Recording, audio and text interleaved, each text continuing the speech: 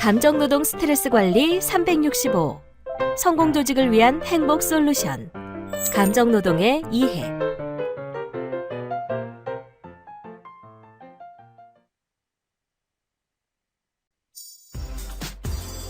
여러분 안녕하세요. 감정노동 스트레스 관리 365 DJ 오사연입니다. 오늘 여러분과 처음 함께하는 방송이라 참 많이 떨리고 설레는데요. 저희 감정노동 스트레스 관리 365는 보이는 라디오로 진행이 됩니다. 다양한 사연을 소개해 드릴 테니까요. 그 사연들을 통해서 감정노동에 대한 올바른 이해와 중요성을 알아가셨으면 좋겠습니다. 자, 그럼 감정노동 스트레스 관리 365 지금 시작합니다. 오늘 첫날인데 오프닝 전부터 많은 분들이 사연을 보내주셨습니다. 정말 감동이에요, 여러분. 자, 제가 오늘 소개할 첫 번째 사연은요. 예의를 지키지 않는 고객에게도 친절할 수밖에 없어 힘들어하는 홈쇼핑 콜센터에서 근무하는 김사랑 씨의 사연입니다. 전자레인지가 이상해. 이 소리가 많이 나고 음식이 데워지지 않잖아. 손님의 위압적인 목소리와 다짜고짜 쓰는 반말에 저절로 잔뜩 긴장이 됩니다. 전화 받는 순간부터 상대하기 힘든 고객임이 직감적으로 느껴졌는데요. 고객님, 제품의 뒷면에 있는 모델명을 알려주실 수 있을까요? 애써 불안과 불쾌감을 참으며 물어보지만 XH238 역시 반말입니다. 네, 고객님.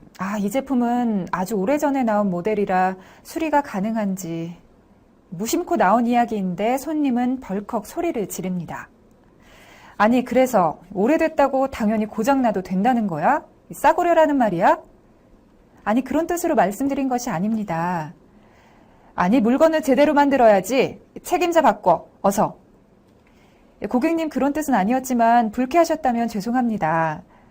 불쾌하다니 내가 언제 그랬어? 사람을 아주 속 좁은 인간 취급하려고 하네.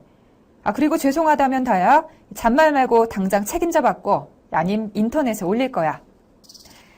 네, 김사랑님 정말 고민이 크겠어요.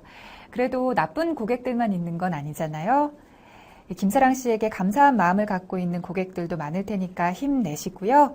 제가 선물 하나 보내드리겠습니다. 김사랑 씨와 비슷한 경험을 하고 계신 우리 청취자분들도 힘내시라고 노래 한 곡 들려드리면서요. 저는 노래 끝나고 다시 오겠습니다. 주파수는 고정. 오늘 학습을 통해 여러분은 감정노동의 사례를 공감하고 감정노동이 무엇인지 설명할 수 있으며 감정노동의 현황과 감정노동의 유형을 분석할 수 있습니다. 또한 감정노동으로 인한 스트레스에는 어떤 것들이 있는지 파악할 수 있으며 러셀의 정서 모형을 통해 나의 감정을 진단할 수 있습니다. 학습 내용을 확인하고 본격적인 학습을 시작하세요.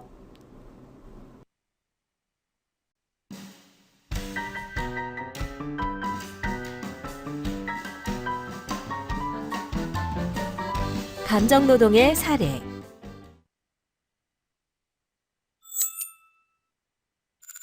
홈쇼핑 콜센터에 근무하는 정직희님은 비이성적인 고객으로 인해 요즘 회사를 그만둘까 말까를 심각하게 고민 중이라고 합니다.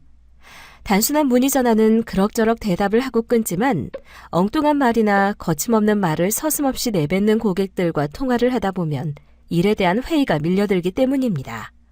첫 번째 사례를 들어볼까요?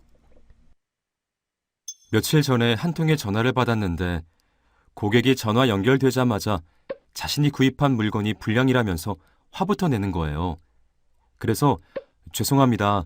상품을 교환해드리겠습니다라고 사과를 했지만 고객은 계속 어떻게 이런 물건을 파느냐고 고함을 지르며 욕까지 하더군요. 자, 그럼 두 번째 사례는 간호사인 나친절 씨의 이야기입니다. 병원에서도 다양한 환자들이 있을 텐데요. 그중 어떤 환자는 왜 우리 의사는 빨리 안 오는 거예요? 병원이 돈을 받았으면서 이렇게 그냥 침대에만 눕혀놓고 뭐 하자는 거야? 하면서 소리치거나 약을 먹으면 어지럽다고 그렇게 이야기했는데 아직도 아무런 조치도 안 취해주냐며 항의하시길래 곧 괜찮아진다고 말씀드렸지만 간호사만 자꾸 보내고 의사는 안 온다면서 또 화를 내신다는군요. 또 어떤 분은 치료비가 비싸다고 항의하거나 가족들이 오면 무료 주차 정도는 시켜줘야 하는 거 아니냐면서 짜증을 내시는데 아픈 환자에게 뭐라고 대꾸할 수도 없고 웃으면서 설명은 하지만 이렇게 매일 쌓이는 스트레스로 힘들다고 합니다. 이렇게 간호사인 나친절 씨는 환자들의 불만 사항을 그대로 다 흡수할 수밖에 없다는데요. 환자들 때문에 쌓여만 가는 스트레스, 그 해결 방법은 없을까요? 먼저 2가지 사례를 보았는데요. 저라도 이런 일을 겪을 때마다 당장 사표를 쓰고 싶은 마음이 하루에도 몇 번은 생각했을 것 같습니다. 여러분은 앞에서 살펴본 2가지 사례를 통해 무엇을 느끼셨나요? 나와는 거리가 먼 이야기라고 생각되세요? 하지만 자신의 생활을 자세히 들여다보면 앞에 2 사람과 비슷한 경험을 하며 살아간다는 것을 알게 되지 않을까 싶습니다.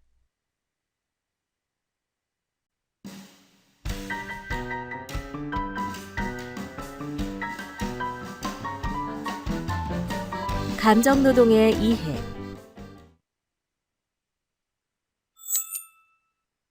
감정노동은 미국의 UC 버클리 교수인 엘리 러셀 혹실드가 만든 사회적 용어로 직업적 필요에 따라 진짜 감정을 숨긴 채 상대방이 원하는 얼굴 표정과 몸짓을 하는 것을 말합니다. 감정노동을 하는 사람들을 가리켜 감정노동자라고 하는데 좁게는 서비스업에 종사하며 고객을 직접 상대해야 하는 사람들을 가리키고 넓게는 사무실에서 상사, 동료들과 갈등을 겪으며 일하는 사람들까지 포함합니다. 즉, 우리는 모두 감정노동을 하고 있는 셈이죠. 우리가 이처럼 감정노동을 해야만 하는 이유는 무엇일까요? 그것은 남들과 함께 살아가기 위해서입니다. 무인도에서처럼 혼자라면 자신이 원하는 대로 감정을 마음껏 표현해도 상관없습니다. 하지만 다른 사람과 함께 생활하고 일하는 직장에서는 완전히 다릅니다. 고객이 제품에 대한 불만을 토로한다고 왜 나한테 짜증을 내냐며 화를 내고 상사가 실수를 지적한다고 당신이나 잘하라며 핀잔을 주거나 갓 들어온 신입사원이 업무 처리가 느리다고 답답하다며 소리를 고래고래 친다면 어떤 결과가 빚어지는지는 누구나 알고 있을 겁니다. 이처럼 사람들이 숨김없이 감정 표현을 했을 때 자신과 동료에게 어떤 영향을 미치는지 알기에 스스로 감정노동에 빠지는 것입니다. 감정노동의 산업구조의 변화를 살펴보면 1차 산업은 육체노동과 노동력, 2차 산업은 정신노동과 기술 품질, 3차 산업에 오면서 감정노동과 서비스 품질에 대한 비중이 높아졌습니다. 감정노동은 다양한 직업에서 찾아볼 수 있는데요. 다양한 서비스직에 종사하는 감정노동자는 고객과 직접적, 간접적으로 대면하며 업무를 수행하고 있습니다.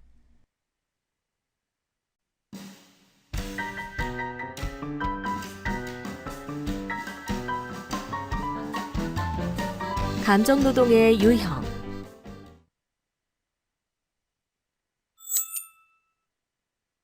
업무의 성격에 따라 주로 사용해야 하는 감정에 따라 감정노동은 다양한 형태로 나타납니다. 이를 크게 긍정적, 부정적, 중립적 감정노동의 3가지 형태로 구분할 수 있습니다. 첫 번째, 밝은 미소, 친절함이 생명이다.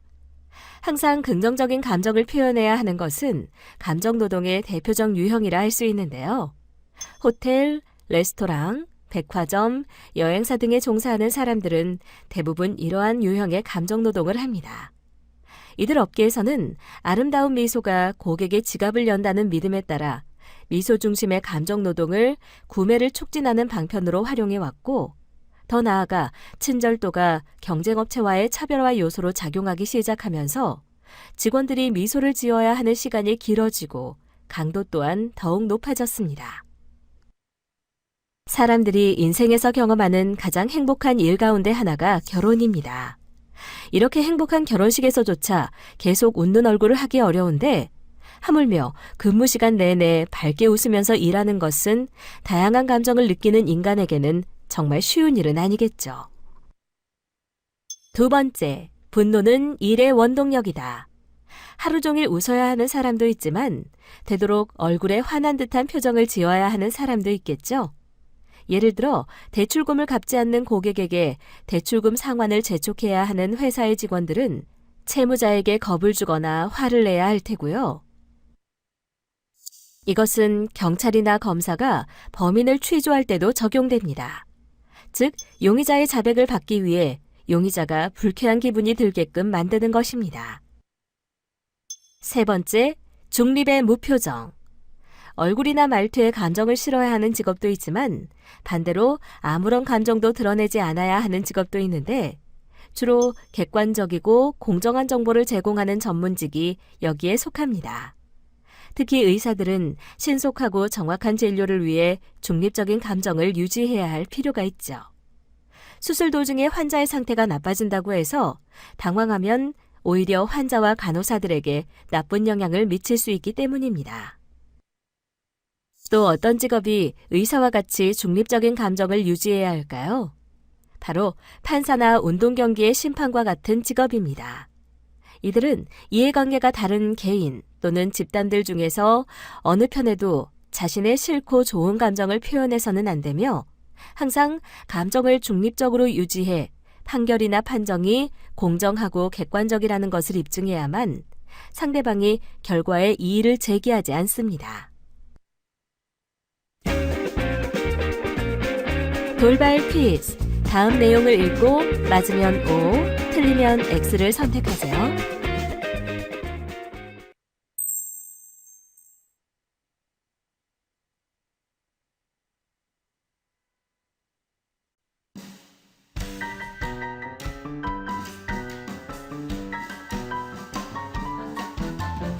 감정 노동으로 인한 스트레스.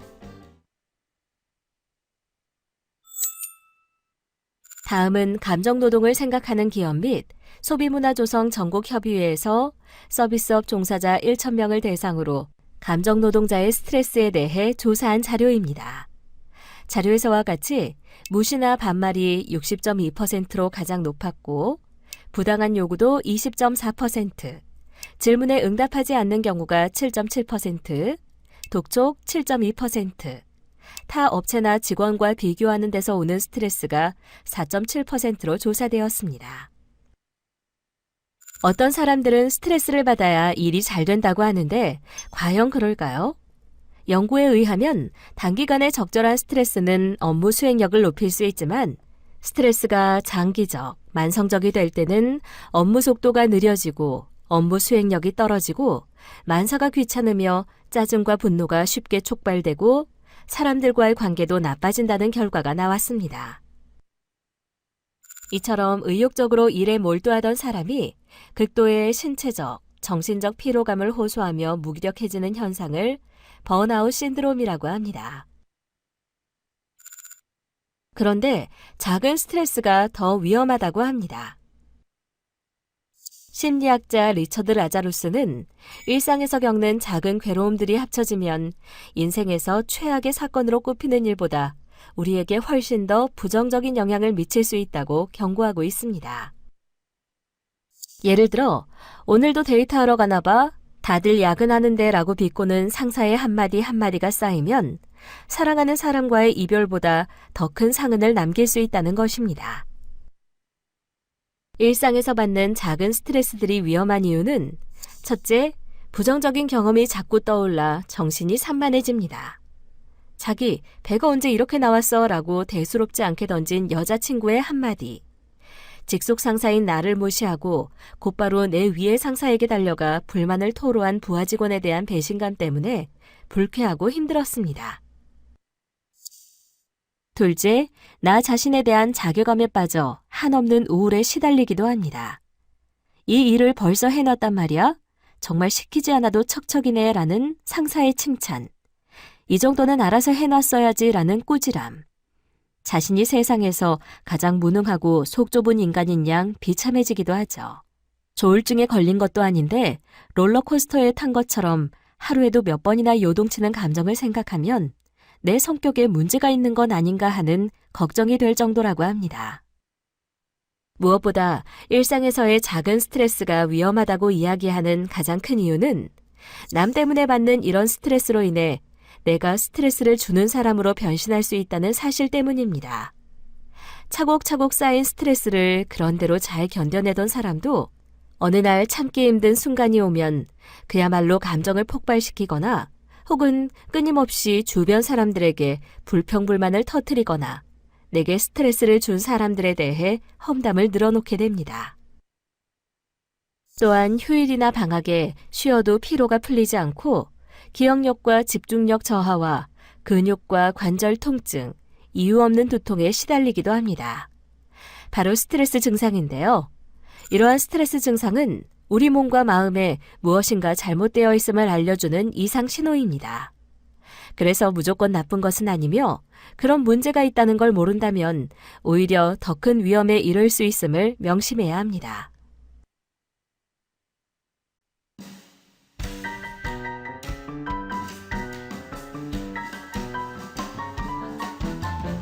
나의 감정 진단하기. 감정 노동으로 인한 스트레스를 조절하기 위해서는 현재 자신의 마음이 어떤 상태인지 아는 것부터 시작하라고 할 수 있습니다. 자, 여기 감정과 관련된 여러 가지 단어가 있습니다. 지금 여러분의 마음은 어떤 상태인가요?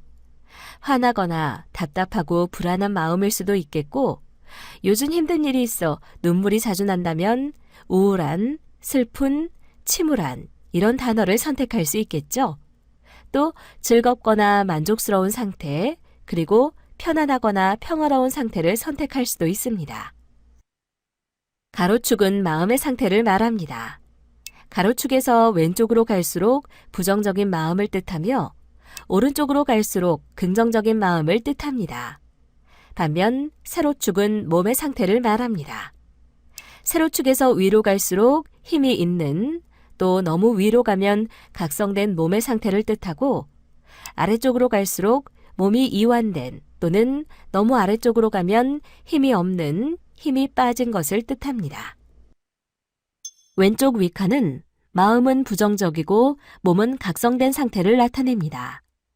화가 나거나 불안하거나 답답할 때이고 왼쪽 아래 칸은 마음은 부정적이고 몸은 이완되어 있거나 힘이 빠져 있는 상태를 나타냅니다. 우울하고 무기력하고 피곤할 때를 말합니다.